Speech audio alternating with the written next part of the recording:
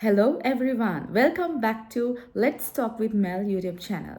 ඔනිතින් අද දවසේදීත් මම ආවා ඉතාලි යුනිවර්සිටි එකකට ඇප්ලයි කරන්න අදහසක් තියෙනවා නම් සිහිනයක් තියෙනවා නම් යුරෝපීය රටක ඉගෙන ගන්න.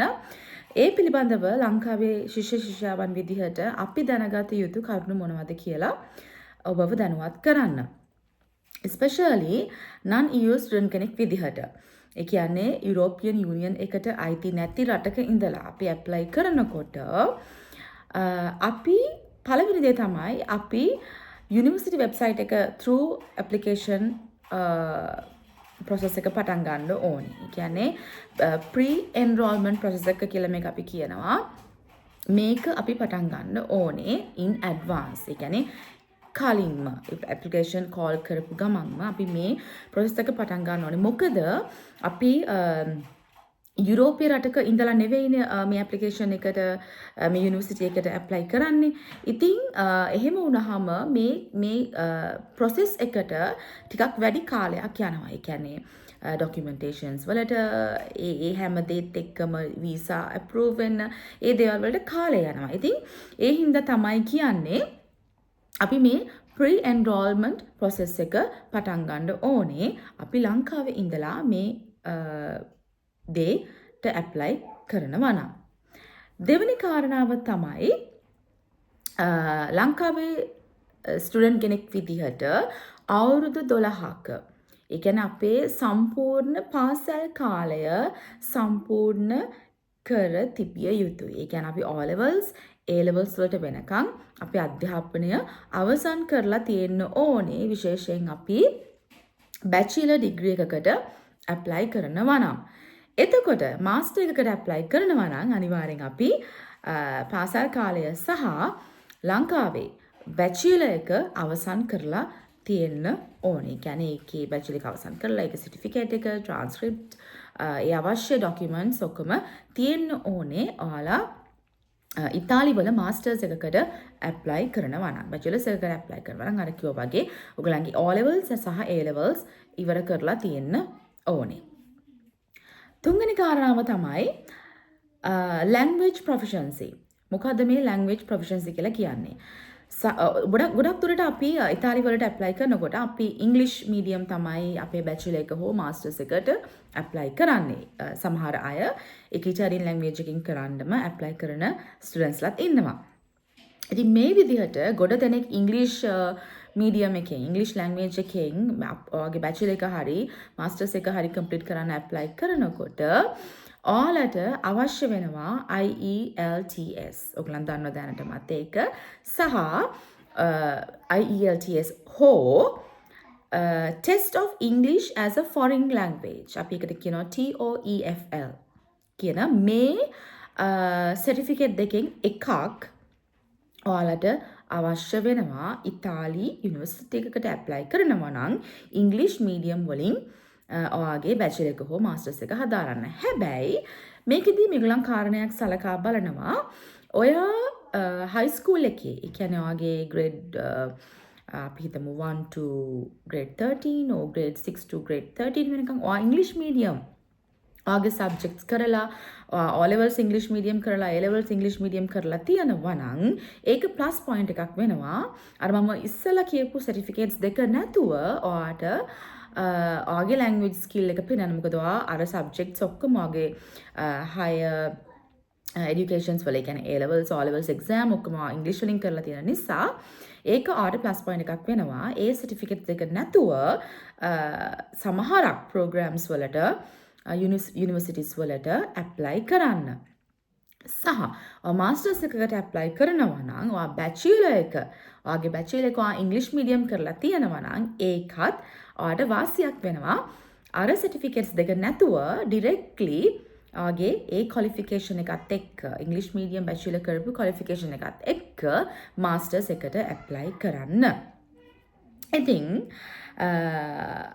ඒක තමයි විශේෂම දේ. ඊට අමතරව මට හිතුණා ඔයාලට තව දෙයක් මේකට එකතු කරන්න. ස්පෙෂලි ඉතාලි කියන්නේ ඉංග්‍රීසි භාෂාව තියෙන රටක් නෙවෙයි. ඒක භාෂාව වෙන්නේ ඉතාලි භාෂාව. ඉතින් ඔයා දැන් මේ වෙනකොට මම අර කලින් වීඩියෝ එකක කිව්වා වගේම අපිට හොඳ දෙයක් දකින්න පුළුවන්. මොකද දැන් ඉන්න මේ යං ජෙනරේෂන් එක ට ගොඩක් වෙලාවට මේ ඉංග්‍රීසි කියන භාෂාව ඉගෙන ගන්න මෙයාලා පෙළඹිලා තියෙනවා. මම කියන්නේ ඉටාලියන්ස්ලා. ඉතින් අපිට අනාගතයේදී ගොඩ දෙනෙක් ඉංග්‍රීසි භාෂාවත් ඉතාලිය තුල භාවිතා කරනවා. සුලභව දකින්න ලැබෙයි කියලා අපි බලාපොරොත්තු වෙනවා. නමුත් දැනටත් ඉංග්‍රීසි භාෂාව සහ ඉතාලි භාෂාව බහුල වශයෙන් භාවිතා වෙන නිසා ඔයාලට අදහසක් තියෙනවා නම් ඉතාලි වලට ඇප්ලයි කරන්න මම ඔයාලව එන්කරේජ් කරනවා. පුළුවන් නම් ඉතාලි භාෂාව පිළිබඳ හැදෑරීමක් කරන්න. ඒ සඳහා තියෙන ආයතනයකින් හෝ නැත්නම් තනියම YouTube එක හරහා හෝ පුළුවන් විදිහකට ඉතාලි භාෂාව හැදෑරීමක් කරන එක ඔයාලට ගොඩක් උදව් වේවි. මොකද ඔයගලන් මෙහෙට ඇවිල්ලා බැචලර්ස් එක ඔයගලන් ඉංග්‍රීසි මීඩියම් කරත් ඔයගලන්ට එතකොට ඉංග්‍රීසි ලැන්ග්වේජ් එක සහ ඉතාලි ලැන්ග්වේජ් එකක් තියෙන එක ඔයාලට විශේෂයෙන් ඔයගලන් ජොබ් ඔපචුනිටිස් වලට මෙහිදී try කරනවා නම් apply කරනවා නම් ඒක ලොකු උදව්වක් සහ ලොකු ප්ලස් පොයින්ට් එකක් වෙයි. ඉතින් ඔයාලා හිතනවා නම් ඕගලන්ට ඒක කරගන්න පුළුවන් කියලා ඒක ඉතාමත් වැදගත් සහ හොඳ දෙයක් වෙයි. හරි. ඊළඟට හතරවෙනි දේ තමයි documentation. especially අපි ලංකාවෙන් documentations කරනකොට මේකට ලොකු කාලයක් යනවා.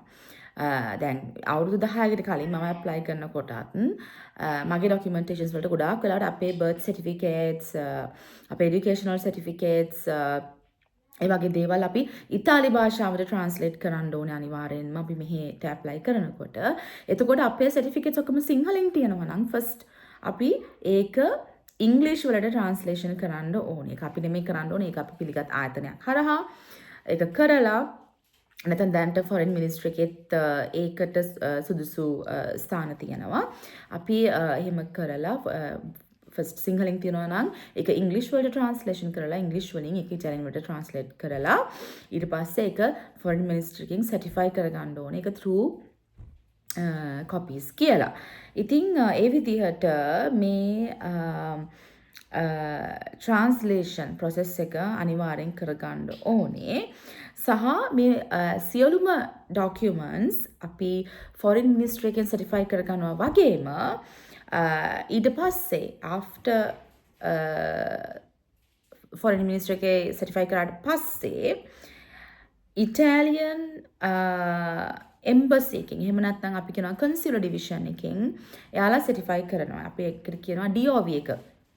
Declaration of Value එක මෙයාලා ගහනවා මේ certificates වලට.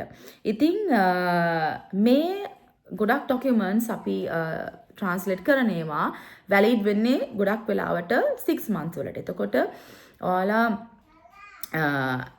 apply කරනවා කියමුකෝ. දැන් අපි හිතමුකෝ දැන් මේ මාසේ apply කරනවා නම් university එකට ඔයාලගේ certificate university එකේ pre-enrollment process එක පටන් ගන්නවත් එක්කම නැත්නම් application එක දැම්මට පස්සේ එයාලගෙන් ඔයගලන්ට reply එකක් එනවා කොහොමත්. ඒකට ගොඩ කාලයක් යන්නේ නැහැ.